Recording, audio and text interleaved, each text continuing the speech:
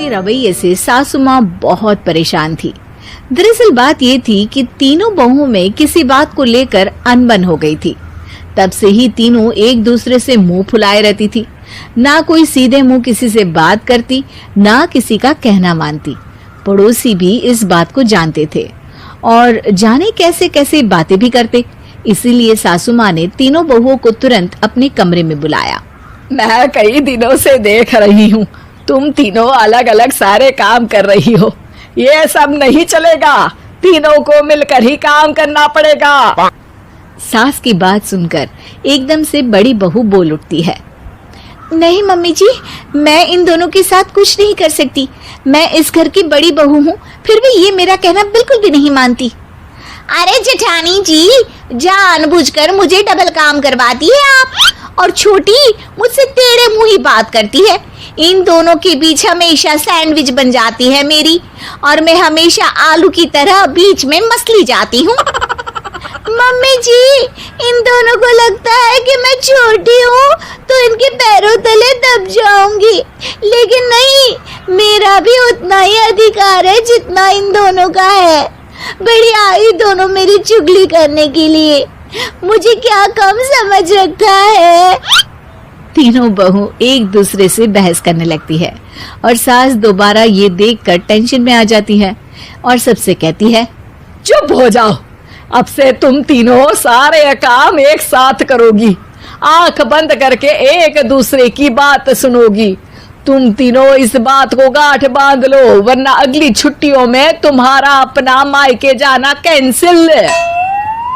सास की बातें सुनकर डर के मारे तीनों हामी भर देती हैं।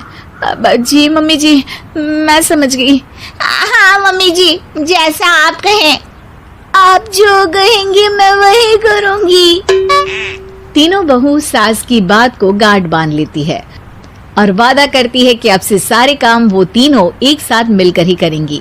ये सब देखकर सास खुश हो जाती है और वहां से चली जाती है। नीचे जाकर वो देखती है कि घर में शर्मा जी आए हुए होते हैं। सास जोर से आवाज लगाकर कहती है, अरे बहू, जरा चाय बनाकर तो लाना, शर्मा जी आए हैं। सास की बात सुनकर तीनों बहू तुरंत किचन की ओर भागती है और चाय बनाना शुरू कर देती है। मुझे तो एकदम मसाले वाली कड़क चाय पसंद है, तो हम शर्मा जी के लिए मसाले वाली चाय ही बनाएंगे। अरे नहीं दीदी, गर्मी के मौसम में मसाला चाय कौन पीता है? मैं तो शर्मा जी के लिए इलायची वाली चाय ही बनाऊंगी। ये कैसी बात कर रही हैं आप दोनों?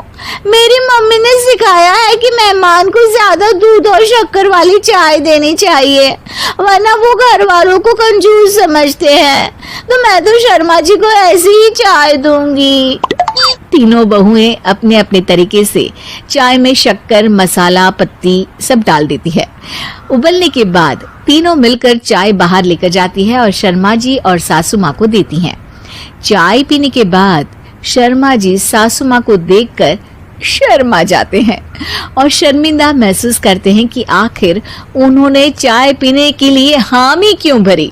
सासू माँ भी चाय पीना शुरू करती है और कहती हैं, अरे बहू, ये कैसी चाय बनाई है? चाय है या मीठे दूध की बासुंदी? हाँ, चाय अच्छी नहीं लगी क्या? कोई बात नहीं, हम पराठा बनाकर लाते हैं। चलो चलो अंदर। हाँ हाँ चलो। हाँ आती हूँ मैं भी। नहीं नहीं, मेरा पेट चाय नहीं चौपट कर दिया वही काफी है, पराठे से पोपट नहीं करवाना, मैं तो चलता हूँ। शर्मा जी चुपचाप पतली गली से निकल जाते हैं। अगले दिन सास बहुओं से कहती है, अरे बहू, जाओ जाके ऊपर के गेस्ट हाउस की सफाई कर दो। कल हमारे यहाँ मेरे दूर के रिश्तेदार आने वाले हैं, तो पूरे कमरे को चमका देना, समझी? तीनों बहू सास की बात को मानकर ऊपर सफाई करने चली जाती हैं और तीनों कमरे की सफाई चालू कर देती है। बड़ी बहू मकड़ी के जाले साफ करती है, तो बीच वाली झाड़ू लगाना और छोटी वाली सर्फ डालकर जमीन धोना शुरू कर देती है। अरे दीदी, जेठानी जी, अभी मैंने पूरी फर्श धोई और आप फिर से धूल नीचे गिरा रही हैं। और मछली जेठानी जी, आप बिना झाड़ू की धूल यहाँ छटक रही हैं। अरे तीनों को साफ करना है, एक साथ सफाई करते हैं ना। अरे वही तो, हम साथ साथ हैं, घर साफ साफ है। तीनों बहू ऐसे ही काम में उलझ जाती है और 2 घंटे तक एक ही कमरे की सफाई करती रहती है। बहुत देर से अपनी बहुओं को ना देखने के कारण सास ऊपर कमरे में उन्हें देखने जाती है, लेकिन कमरे में घुसते ही वो गीली फर्श पर फिसलने के कारण नीचे गिर जाती है। ओरी मोरी मैया, हड्डी मरोड़ के रख दी। आए मेरी तो कमर ही टूट गई रे। तीनों बहुएं सास को उठाती हैं और बिस्तर पर सुला देती है।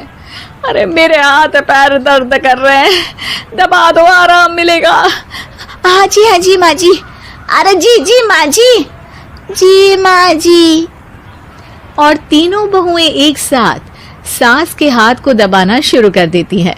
माँ की तो चीख ही निकल जाती है और नतीजा ये होता है कि सास के बचे हुए शरीर में भी दर्द उठ जाता है।